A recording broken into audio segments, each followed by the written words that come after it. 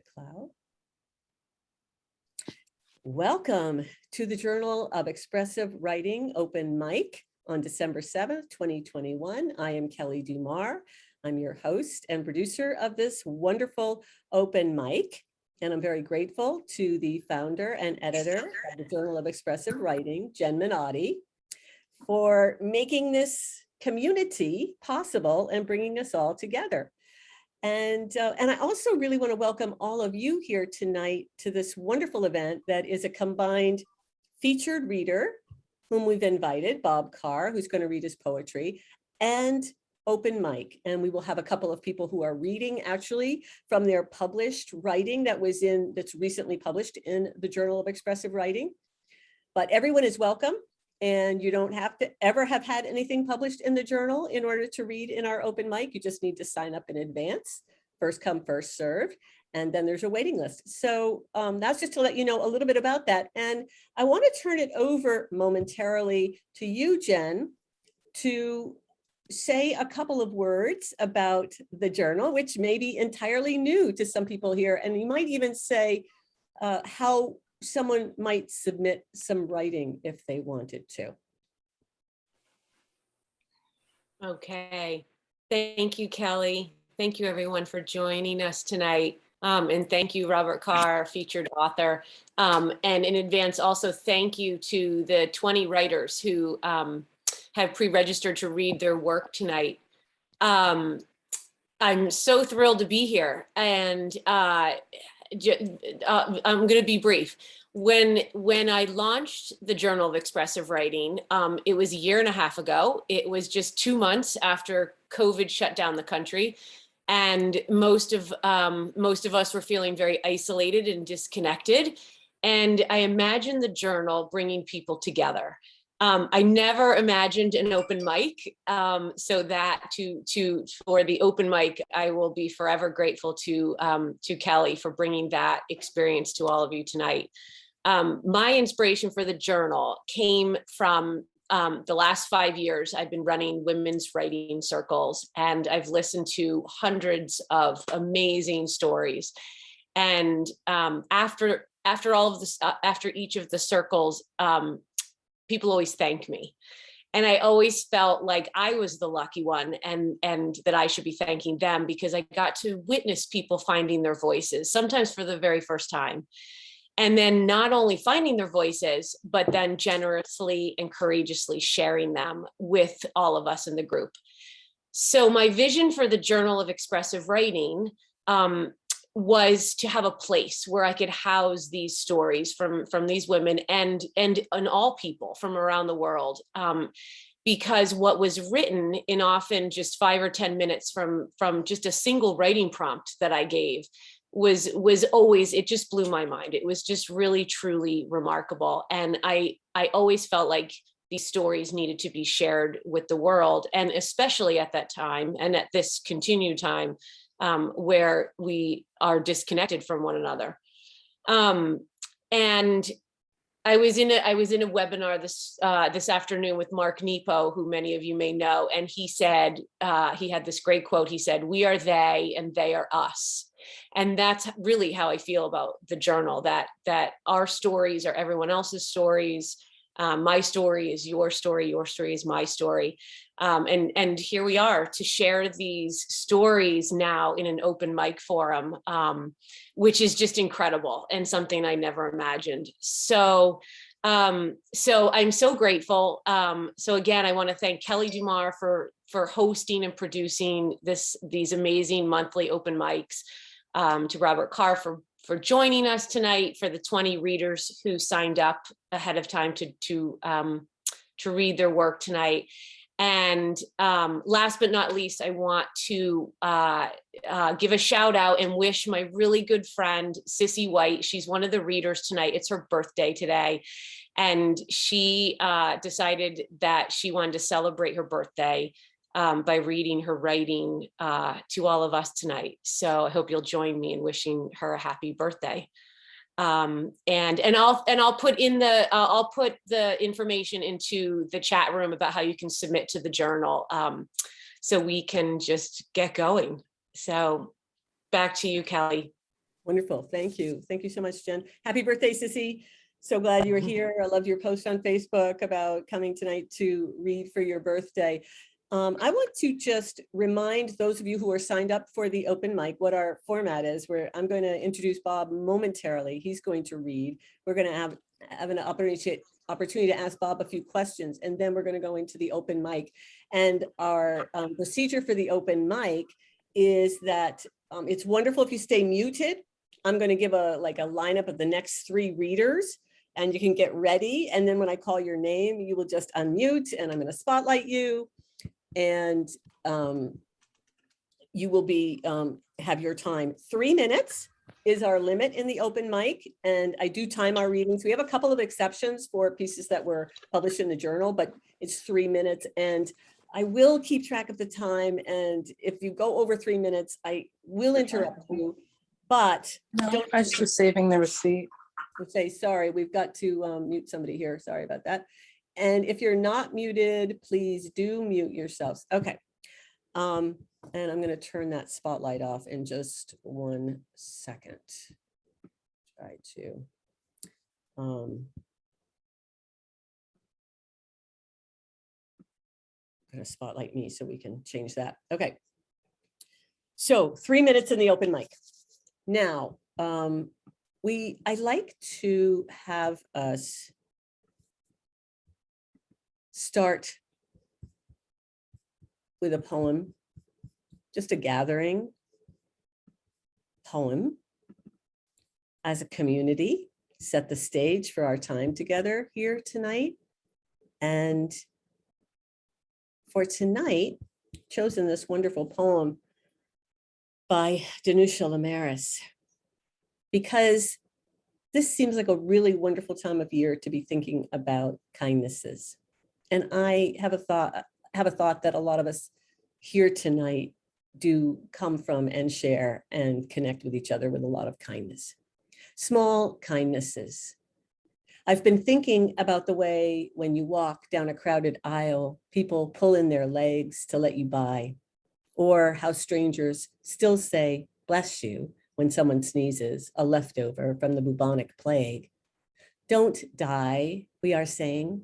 And sometimes when you spill lemons from your grocery bag, someone else will help you pick them up. Mostly, we don't want to harm each other.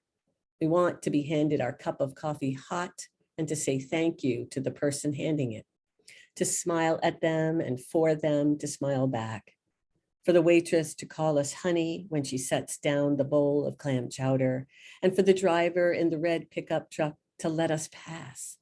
We have so little of each other now, so far from tribe and fire, only these brief moments of exchange. What if they are the true dwelling of the holy, these fleeting temples we make together when we say, here, have my seat. Go ahead, you first. I like your hat. Thank you. It's a wonderful poem by Danusia Lemaris.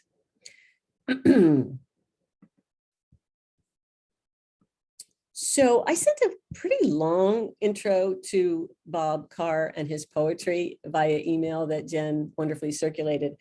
And so I'm not going to repeat everything I said in that intro as I introduce Bob to us tonight and begin his reading. But I do want to, I didn't share with you what a poet, Franny Lindsay, has said about Bob, and particularly the poems in The Unbuttoned Eye. And I would like to read that to you, what Franny says. Who were we? What was your name? Is it the same now as, is it the same name as now? If you like, I'll pretend. From the trenches of the AIDS crisis at its nadir comes Robert Carr's cri de coeur. Whether the cry comes from decades back or yesterday's smallest hours, its fiery tenderness grips us in the right now.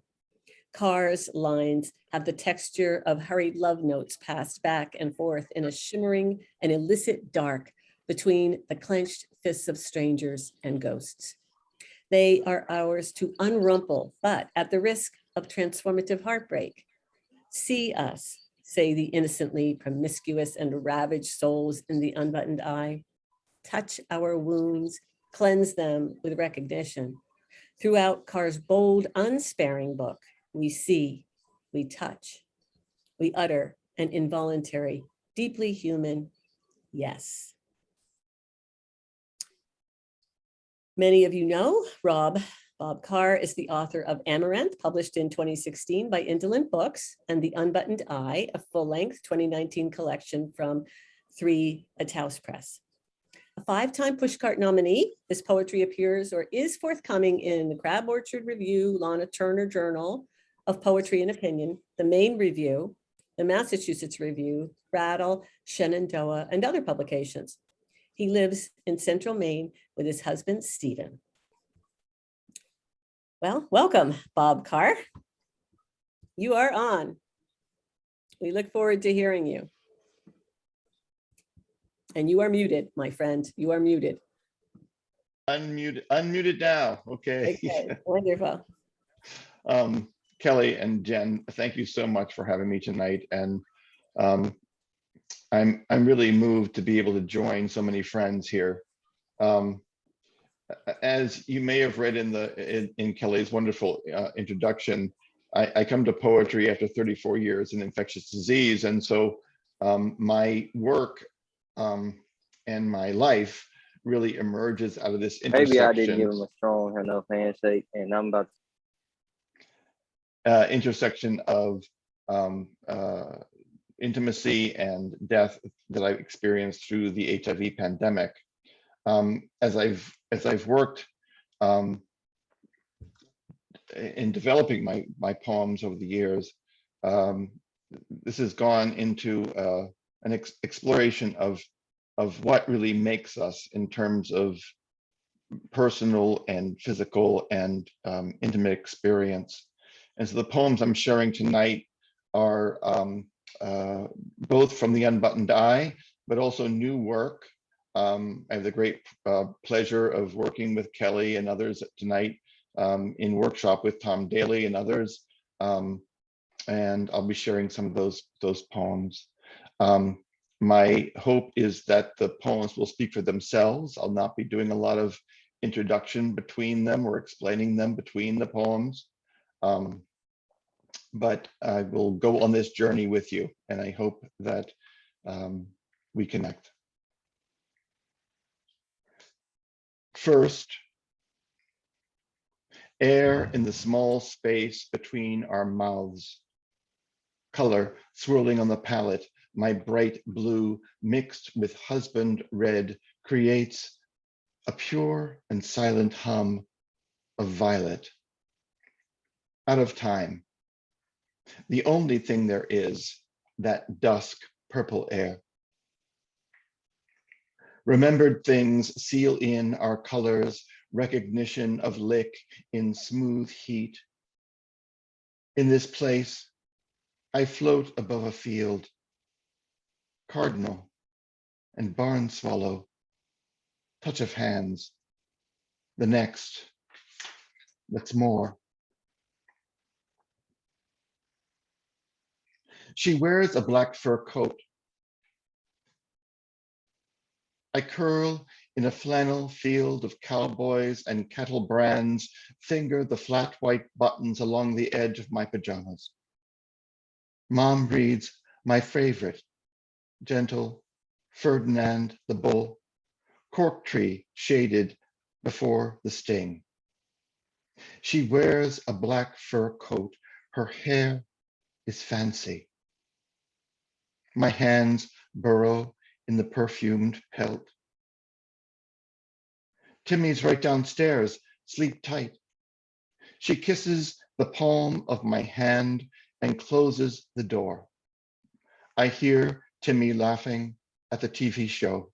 An inverted L of light appears, then disappears. A green eye approaches. I can't see the blue-veined hand holding the flashlight, playing possum. I scrunch my eyes. Light scans the rodeo of my pajamas. Tommy rolls me on my back. the green flashlight, resting on the bedside stand, makes magical rings on my ceiling.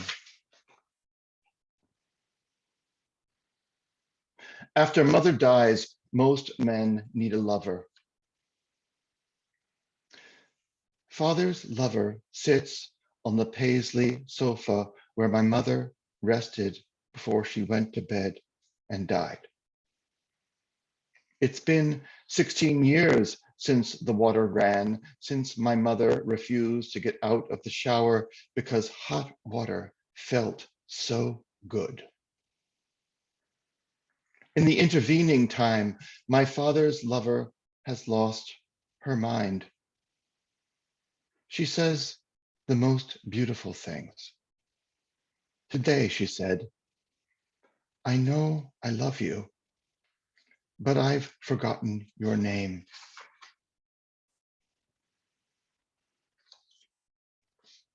After Boston Falls, after Aaron Sheeran.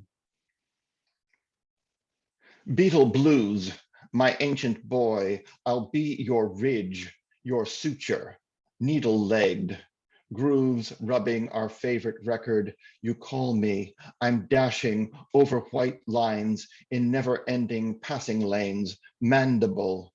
I hear song shrilling through your boneless shell, hold vials of once man sweat in my casings, climb the harp-like Luna wings of a giant bridge, race against the blue gold compound eye of a clock tower, descend into an upper lip.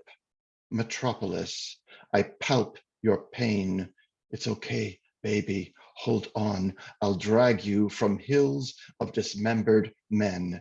We'll get back to insect kisses behind the moon, roses green, upturned trees, twisted metal, tarsal spurs.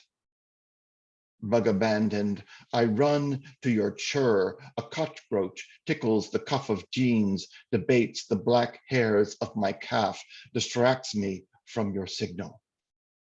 I stumble, flip, bloodied hands, a stucco wall the Buddha painted, a halted carousel, glass towers numbered for 6 million, without steam.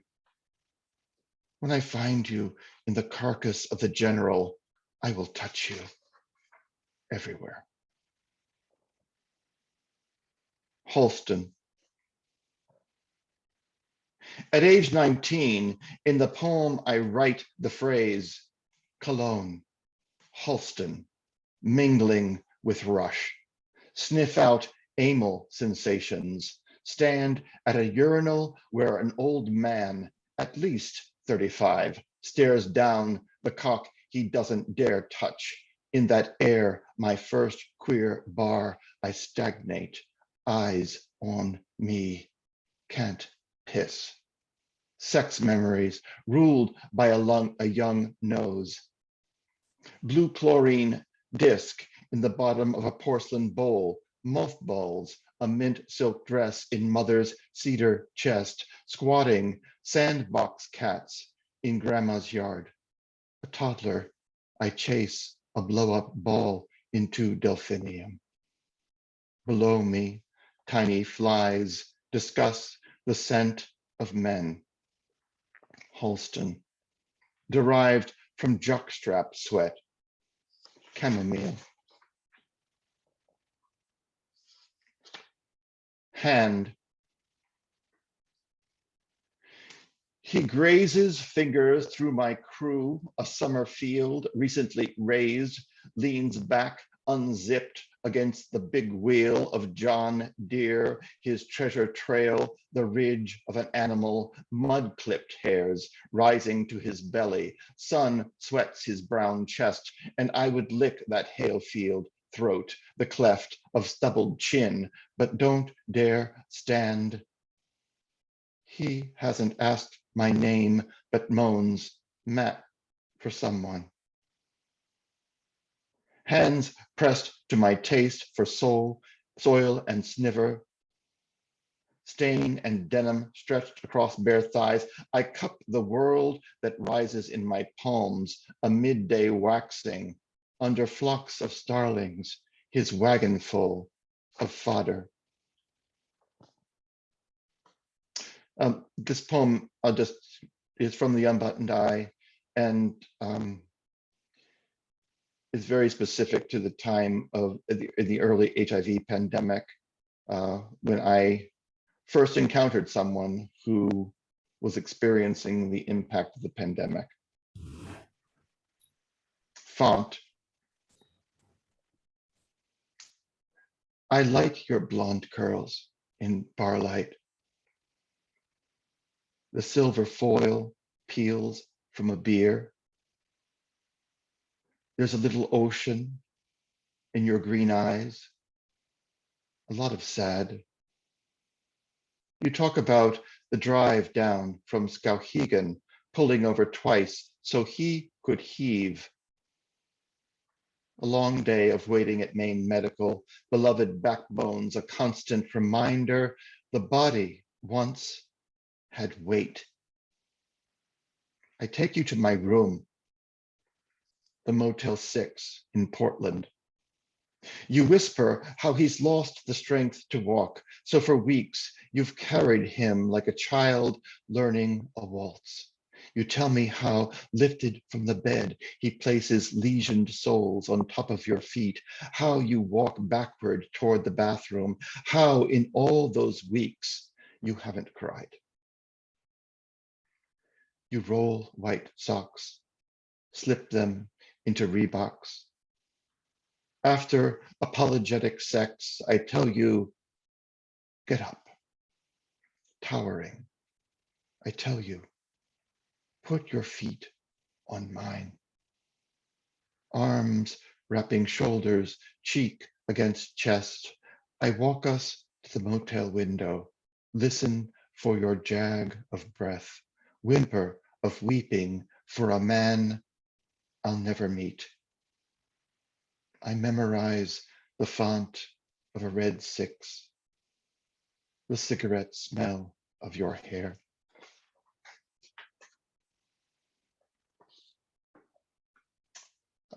Next poem is from a prompt from my teacher and friend, Tom Daly, after the poetry of Dafydd ap Gwilym, who's a Welsh poet, and was recently published in Sixth Finch. Sharing poet flesh. I'm the soul of desire reduced to meat and would be rolled in your mouth, husband, like the hopeful wide eyes of a calf, a frozen bag, my ball of flesh pounded on a cutting board, a root, chopped onion and bell pepper pounded on a board, a root we've dared to love. Now, bury me. Catching sparks, I burn slowly. Planted seed adores the richness of fresh graves. You've dared to love me. Absorb the duct of unshed tears. I'm the floating feast, toes curled on beds of pyre. The service and God be fucked. My dearest man, bob me in your mouth. Break my flesh with a fork. Oblivion desires to be your meal. Share my body with a lover and I'll rise. A steam, a living muscle, a shared gag. I ring, a clock beside your bed, a raptor shadow, my dearest man. Stomach this moment. Discard what remains. I am here to feed you in this garden.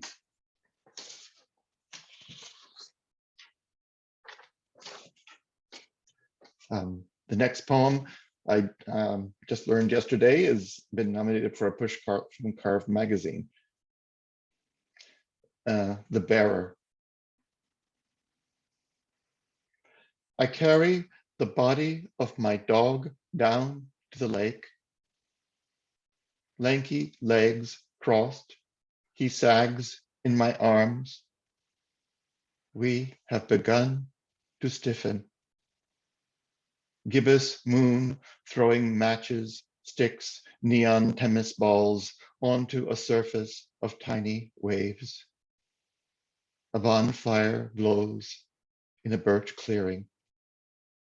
The shoulders of trees are hunched in the angle of last winter's snow. I throw my fond boy on crying coals. Skin to marrow, he billows, white bark, lungs fill. I sit cross-legged and whisper, hurry up, hurry up. The crackle sings in space between ribs. I reflect in the flicker pouring 12 years from his eyes. And my final poem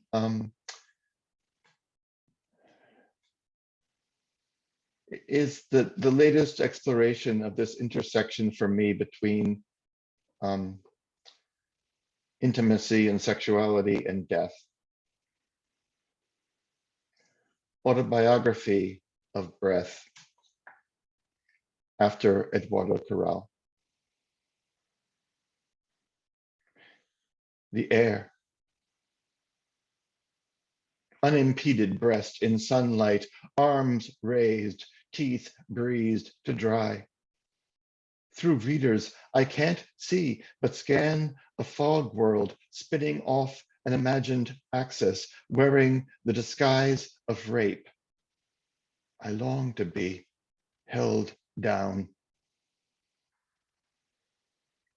My father in the glass box of assistance, unclothed, faces are wet through old home windows.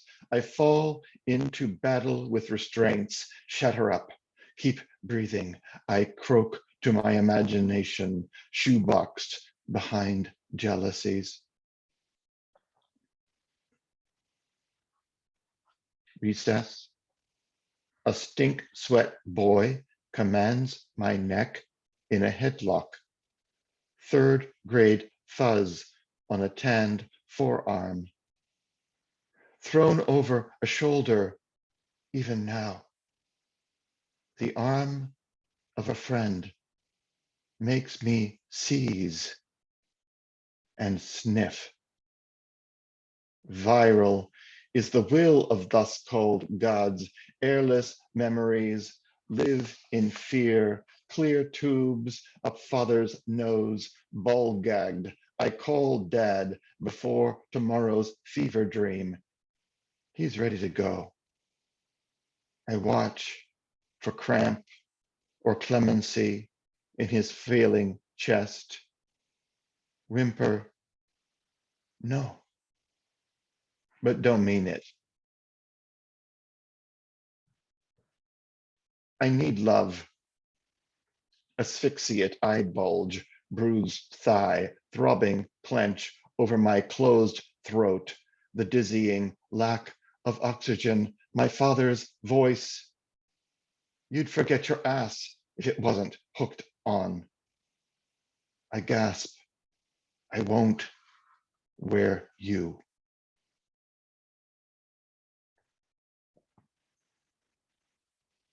Dad's downstairs.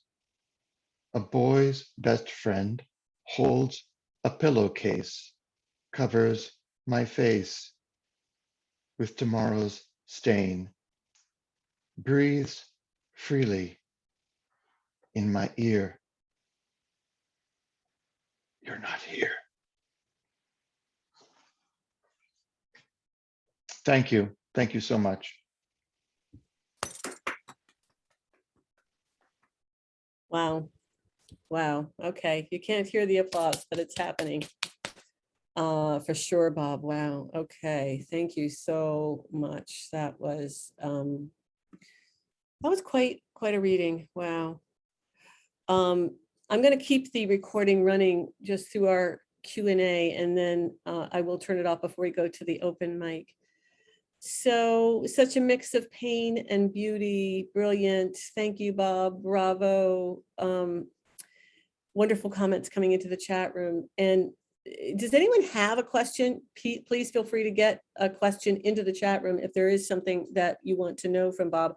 Bob, I would like to, somebody wants to know, where in Central Maine are you? Okay. So I'm in Monmouth, Maine. I actually wrapped up a 34-year career in Massachusetts recently, a little over a year ago, with the Department of Public Health, where I was overseeing the infectious disease response there. And in the context of COVID, we made the decision to accelerate our move and come to Maine, where we've had a history for many years. And so we're here and building a community, and it's very cold. Well, not tonight. You have really warmed us up. So now Marjorie is saying that your poetry is so rhythmic. Do you do a lot in revision to keep a beat going in the writing? And I think it would be wonderful if you wanted to talk a little bit about your process from inspiration, whether it's, answering a prompt or finding somewhere. But tell us a little bit. I think people would be interested to know your process from spark to how do you know it's finished? It's not finished ever. So yeah, I'm a poet who gets copies of the journals that I'm published in, and I take out my pen and I start editing the published version of the poem because there's something I would change. And so I think that freedom to keep working with it, to keep playing with it, is really important to me. I'm also a great believer in the auditory nature of poetry. I believe it needs to be heard, and so I will be at my desk and shut my door or leave it open, whatever, but I will recite the draft of the poem, and it often, the glitch appears very quickly. The sound catches me, or I, without thinking about it, insert or delete a word that I hadn't done on the page. So I think that process of hearing, of feeling through sound the poem that you're writing is an important part of what I experience. Absolutely. So this reading aloud really helps you as part of the fine tuning process. And I'm curious if when the Unbuttoned Eye, of course, is your larger collection. And I'm curious about many of the poems that you had published in the Unbuttoned Eye. Of course, you've had published in journals. And I'm curious about, did you find that many of them you were also fine tuning and revising? Tell us a little bit about your process of putting together that particular manuscript, which is published by Three Tails Press. So I've come to poetry relatively late in my life. I started writing when I was 55 years old. I studied poetry when I was an undergraduate at Bates College in the early 1980s, but then really moved myself into an unexpected career in response to the HIV pandemic. And it was unpacking that pandemic in the Unbuttoned Eye that really brought me back to poetry. I really want to credit the editor, Andrea Watson, in the process of the book. So she was the one who looked at the manuscript and said, there's something here about a dialogue with Robert Mapplethorpe that I want to see more of. And so there were a series of epistolary poems in the book. Can you say, just so that people understand who maybe not everybody knows who Robert Mapplethorpe is, and I wonder if you could just frame that for listeners.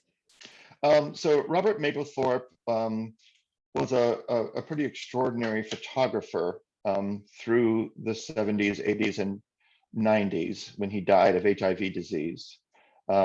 He was very central to the New York scene.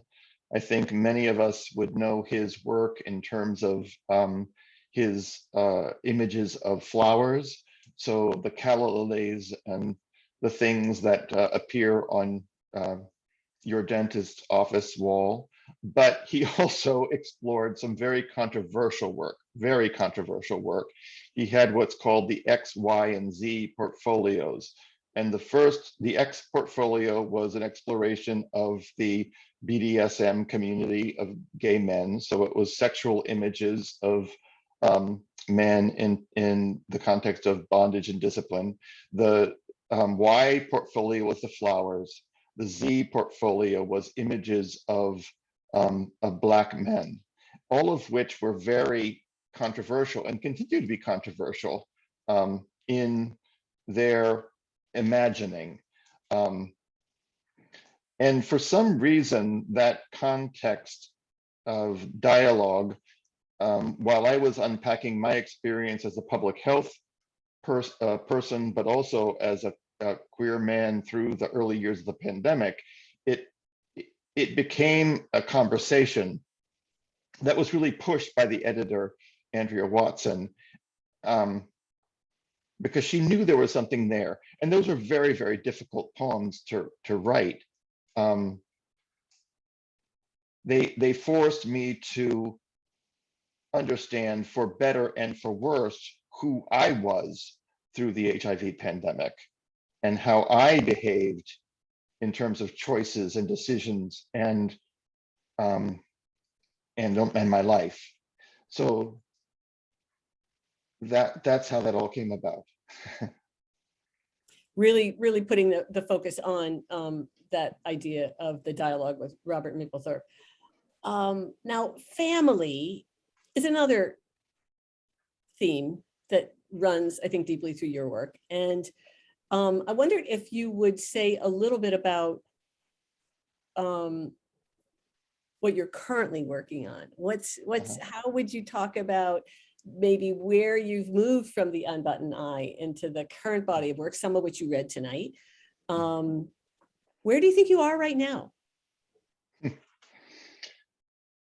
I'd love you to tell me. Somebody here on the call, tell Bob where you are. I mean, I'm working probably 4 to 6 hours a day on my poems. I've had some very, very productive and wonderful feedback from editors that I respect tremendously, where I've shared what I thought of initially as collections of poems.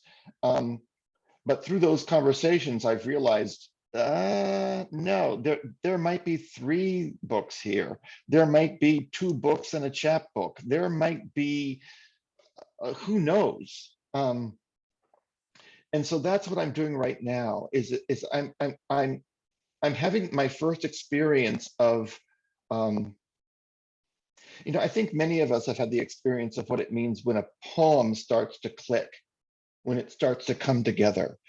I feel like for the first time, I'm having the experience of what it means for a manuscript to click, for it to come together, where I actually know, oh, that's why this belongs here. That's what I'm putting together. I'm working on a couple of collections.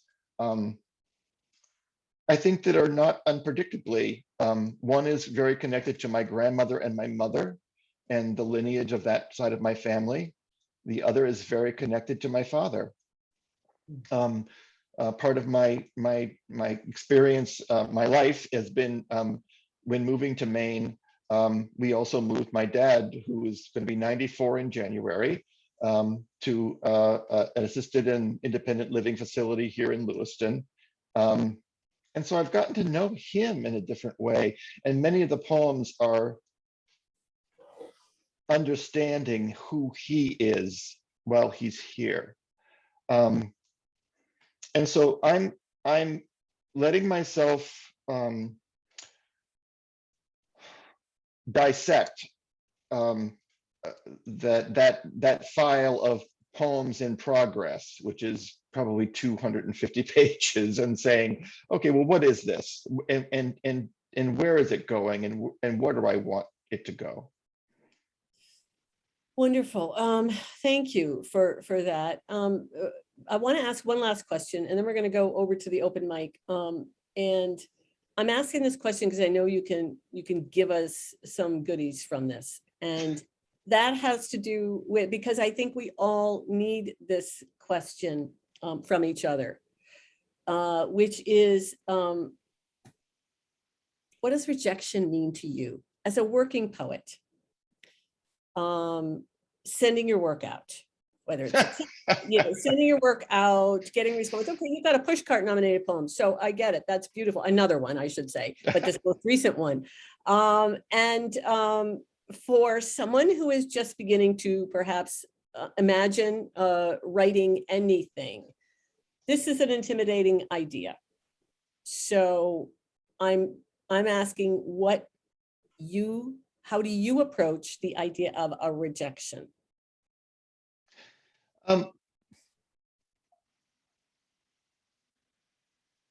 So I think my psychology is very manipulative to start with.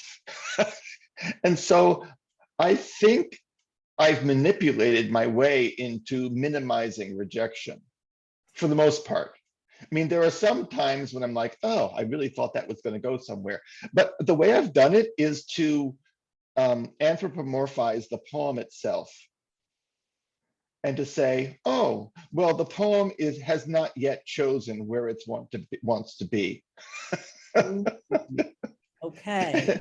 And So so, dog sniffing around, or a right, bear. so I send out the poem, and I give it its own agency, and it's like, oh, well, that's going to decide where it wants to be, if it wants to be anywhere, or maybe it just wants to be on my computer so I can stare at it for another 6 months, but it doesn't freaking matter.